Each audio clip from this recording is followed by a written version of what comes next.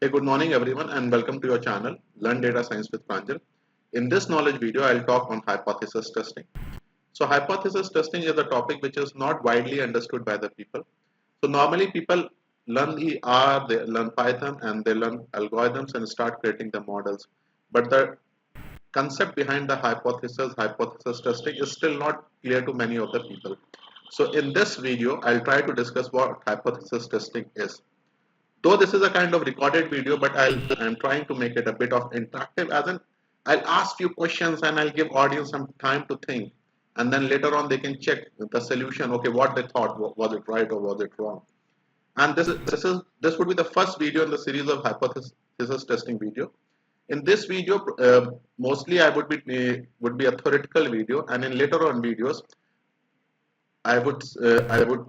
we would see how to do our implement our hypothesis testing using the Python. So let's get started. So what is basically hypothesis testing? So hypothesis testing is to understand about a given population. So you have a larger population, you cannot perform the testing on the entire population. So let's say you have one particular country, the country as in India. So if you want to find the mean income of the Indian population, then how do I find it? So I cannot do the survey on all the millions of or billions of Indians and I can find their income. So what I do, I'll create kind of sample, and whatever I do on the sample, I'll say, or I'll extrapolate it and I'll say whatever the results which I get on the sample will hold true on my larger population with certain amount of error. And this error would be because my sample which I create may or may not represent my exact population. So basically hypothesis is a statement about the value of a population parameter which has to be tested. This parameter could be mean, it could be variance, it could be standard deviation. And objective of hypothesis is to choose between two opposite or the competing claims. And those are known as your null and alternate. So null hypothesis is the existing belief or the status quo. It is considered to be true till proven wrong. It is denoted by H naught. So for example, let's say it has been proven that Earth is round. So now my null hypothesis is that Earth is round. So I don't have any other option but to stick or to believe or to follow that the Earth is round till the time I do some kind of research and prove it to be otherwise. So if the sun rises in east, so it does rise in east because it has been proven. So I have to believe it till the time I prove it to be wrong. So the current belief, the established fact which people believe or which has been proven is known as your null hypothesis. And you don't have any option but to believe in null till the time you prove it to be wrong. And just opposite of null is known as your alternate hypothesis. So null and alternate are opposite to each other and they cannot be true and they cannot be false at the any given same time. One of them has to be true and another one has to be false. So exactly same things I have written on this slider for you guys. So it is exactly opposite of null. It is some people denoted by H1, some denoted by HA. Based upon alternate hypothesis, we decide whether it would be a left tail, right tail or a double tail test, which we'll see in the later on slide. What exactly do we mean by left, right or double tail test? Null and alternate are mutually exclusive. They are mutually exclusive. Both of them cannot be true. Both of them cannot be false at the same given time. Only one of them can be true. Okay, now comes the question, why do we need even hypothesis testing? So there are various reasons why you need hypothesis testing, and in later on examples probably you will see that also. But hypothesis testing is very much needed for various scenarios. So for example, it helps us to take the right or the informed decision. It helps us in doing some kind of product launches. So if you are able to gauge the market sentiment, you are able to get the parameters related about your populations. You can design the product which would be more suitable for the audience or for your targeted audience. It can help you in maximizing your profit or it can help you in reducing your losses also. So types of hypothesis testing. So basically there are three types of hypothesis testing. You have your double tail test, The second one is your right tail test, and the right tail test is also known as your upper tail test. And then you have your left tail test. Left tail test is also known as your lower tail test. So basically double tail test will have two critical regions. Two critical region, and the critical region is a region where you reject the null. Or when you say you reject the null, you go with your alternate hypothesis. So in double tail test, you will have two critical region, one on the left hand side and another on the right hand side. In the right tail test, which is also known as your upper tail test, you will have one critical region, and that would be on your right hand side. In left tail test or in the lower tail test, as you can see in the third diagram, your critical region would be on the left hand side. So you will reject the null if the value falls in your critical region. So based upon where your critical region is, whether it's on your left hand side, so it would be known as your left tail test. If it's on the right hand side, it would be known as your right tail test. If it's both on right as well as on left, it would be known as your double tail test.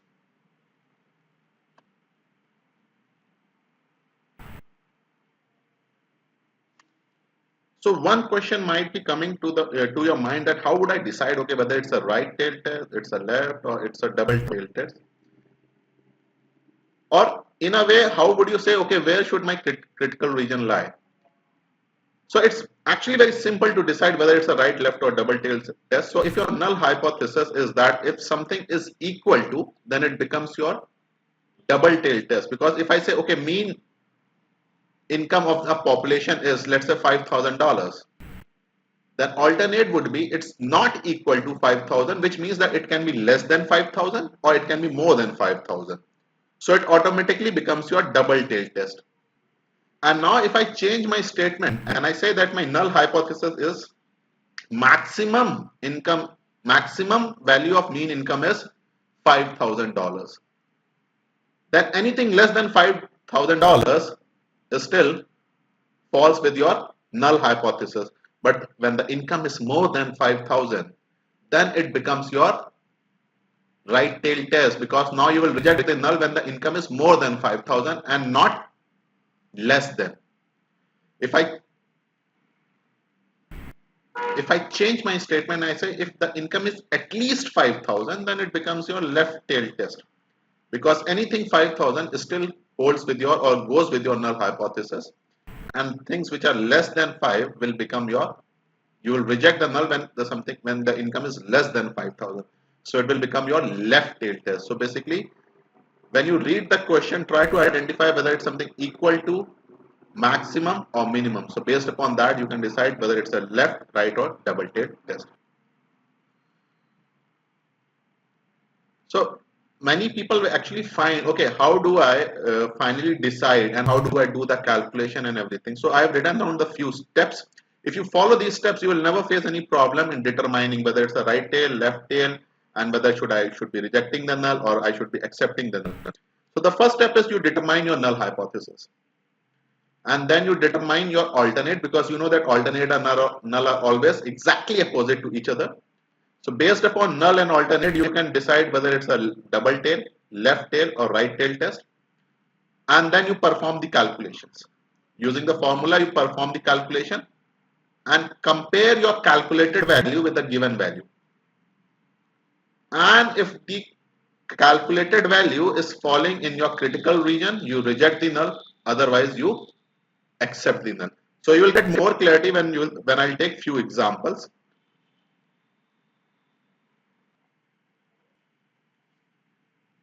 So level of significance or the error. So whenever we are doing an hypothesis testing, we have to assume a certain level of error percentage. And why do we need to assume a error percentage? Why? Because we are doing a testing on the sample and not on the whole population. So for example, I just mentioned that, okay, let's say you want to find the mean income of the Indian population. Then how do you find the mean income of the Indian population? So the population of India is more than 100 crores. You cannot do the survey on all the 100 crore people. So you will create a sample. So the sample may be of few 100,000. So you will take the people from different parts of the country and you will try to find their income. You may take few people from the urban area, from rural area, from different backgrounds, some businessmen, some working class, and you try to find the mean income. Now, whatever in hypothesis, what we say is whatever the results which we get on the sample are said to be holding true on your larger population, or you extrapolate the data. But the sample which I have created may exactly represent my population, may not represent my population. So we have to introduce a percentage of error. So normally the error percentage, if it's not given, it is assumed to be 5%. So if you say 5% as an error, so 95% as your confidence. This error is also known as your level of significance as 5%. So 5% over here means that there is a 5% chance that you have rejected the null when null was true. So basically we are taking 5% of an error margin. So I have created few examples for you. Try reading them and see whether you can design the null hypothesis for them. So let me read out this example for you. So a company making snacks writes that maximum amount of trans fat per packet is 2 grams. Test on the sample of 45 packets shows that average trans fat is 2.1 gram. Assume that population standard deviation is 0.25. This is given to us, and Z critical is 1.645 at 1% significance. So 1.645 is the given value with which we have to compare our calculation. Weight of each packet is 90 grams. Another question over here is, should the food regulator impose the fine on the company? So think for a minute.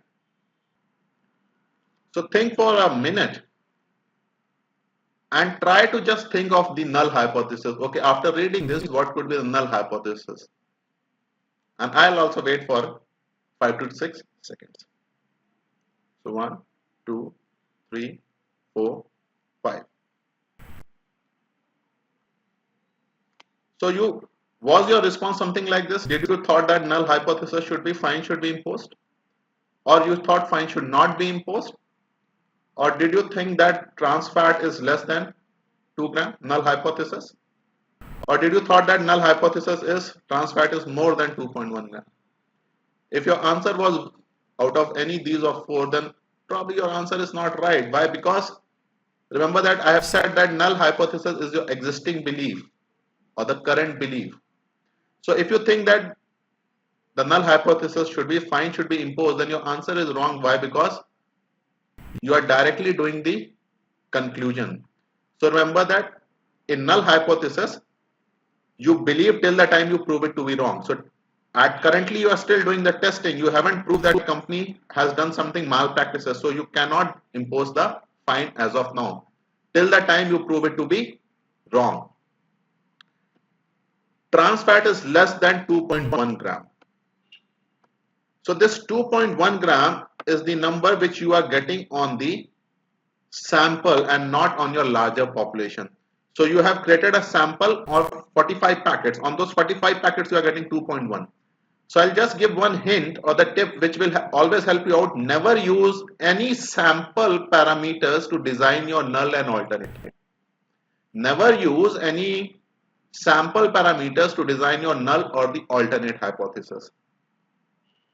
So on sample, whether you get 2.1 or you get 2.9 or whether you get 3.9 or 1.1, it will not impact your null hypothesis. So as of now, you are doing the testing. You are not sure whether the company has done some malpractice or not. So you have to assume, okay, whatever the company is saying is right, because null hypothesis is considered to be true till the time it's proven to be wrong. So my null hypothesis would be mean trans fat is less than 2 gram, because company has written that maximum is 2 grams. So I have to adhere to it. So alternate would be just opposite of it. Mean trans fat is more than 2 gram. So alternate or the critical region is on the right hand side. And we have to compare it with the value 1.645, which is the given value. So critical region is on your right hand side, so it becomes your right tail test. And the formula which I am using is x minus mu upon SD into root n, which I have already written.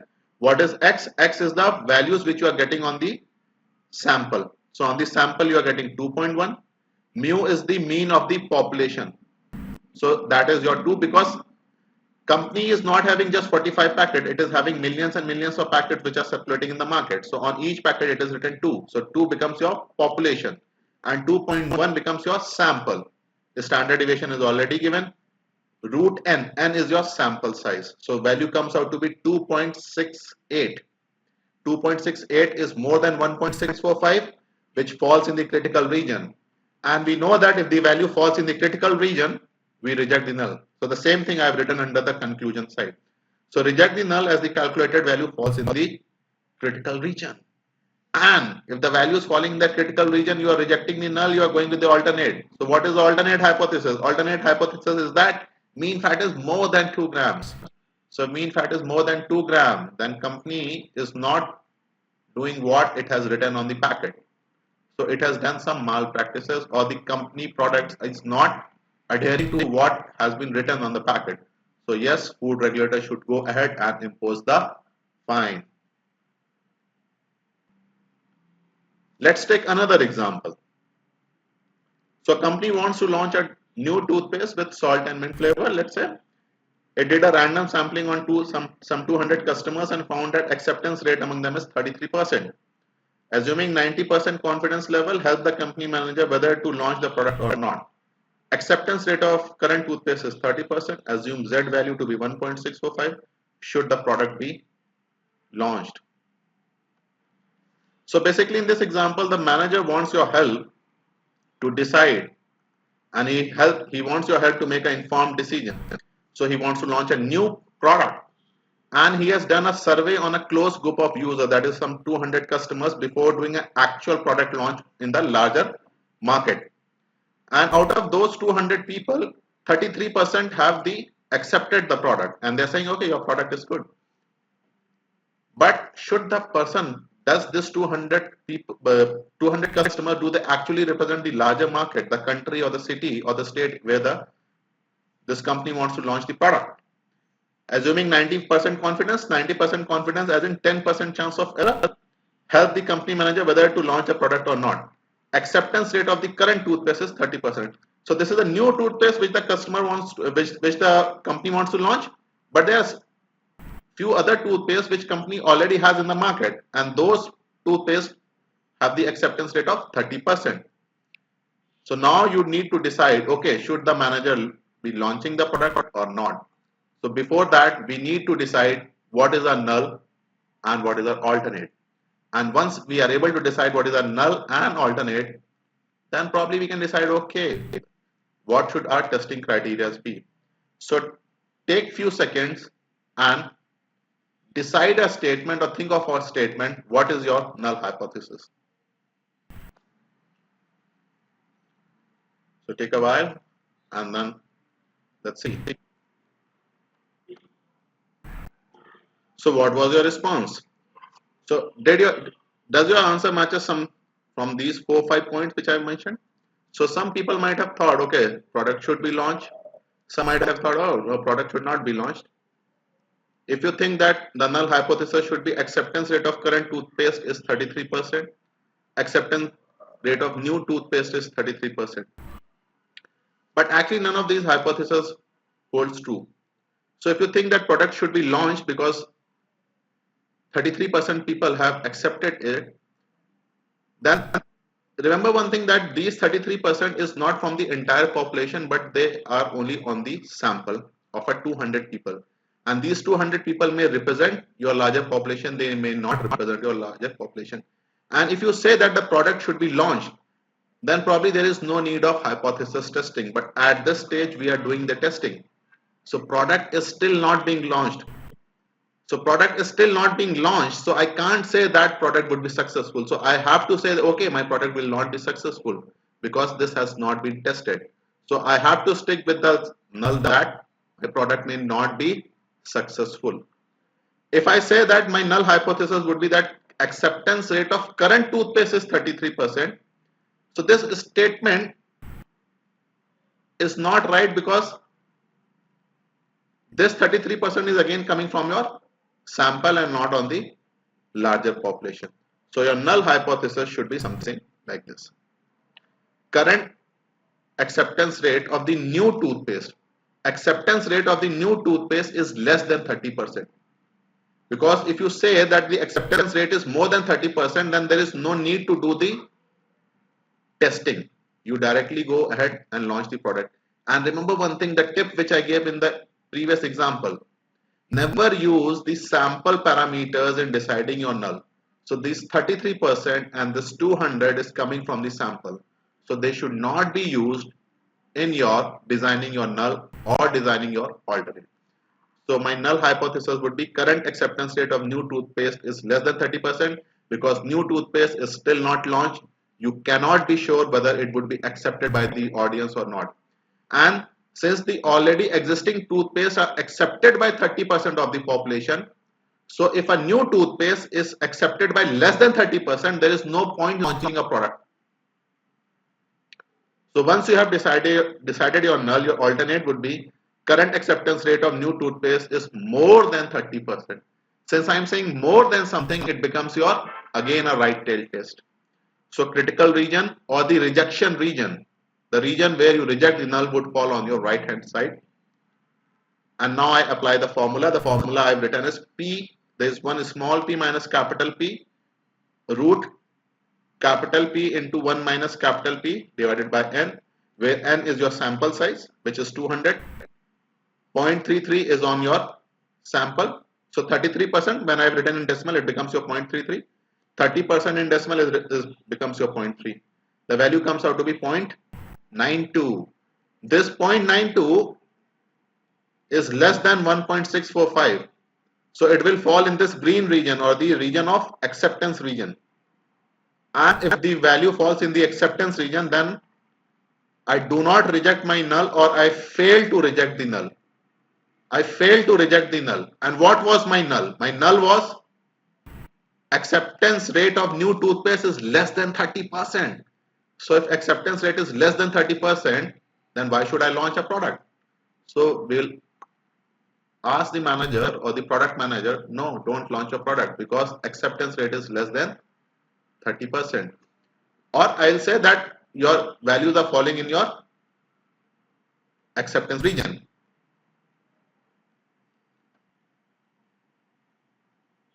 So do you notice one thing, that on the 200 customers are saying that of the 200 customers, out of 200 customers, 33% are saying, okay, your product is good.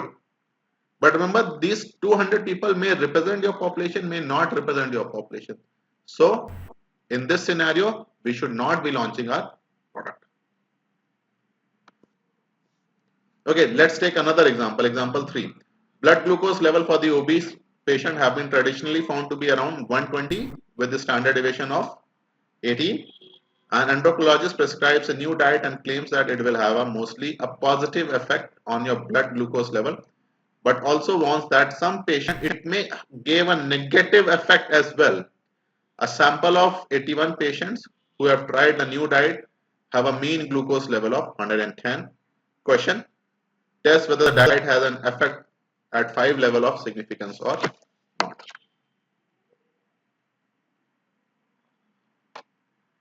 So before doing the testing or concluding whether it has an effect or not, we need to follow the same steps.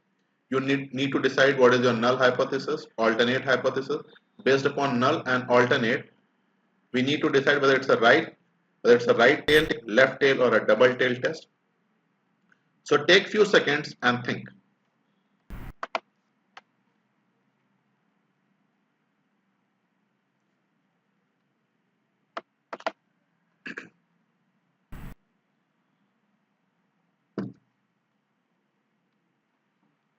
So was your response something from this? So some people might have thought that, okay, my null hypothesis should be glucose level is 120. Some might have thought it should be 110 or something like that. But actually this is an example of double tail test. Why? Because if you read it properly, and while reading I stressed it also, so it says a negative effect as well. So normally this diet will bring down your glucose level, but it may increase your glucose level also. So it has a positive effect and negative effect. So my null hypothesis would be new diet plan will not vary the blood glucose level of the obese patient, which is 120. So basically your glucose level will still remain at 120. Alternate would be it will not be at 120. It can be more than 120. It can be less than 120. So it becomes your double tail test because you will reject the null when it's less than or it's when it's more than. In both the scenarios you can reject. So it becomes a double tail test. You have two critical regions which I have already shown in this diagram.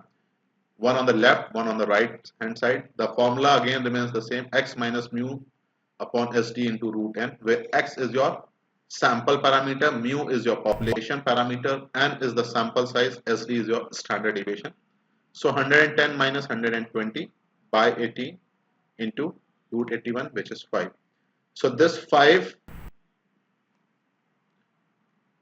is more than 1.645, or this 5 will lie on your right hand side of 1.645, or basically you can say that this 5 will lie in your rejection region or in your critical region. So I'll reject the null. So I'll say okay, this new diet plan does have the effect on your blood glucose levels.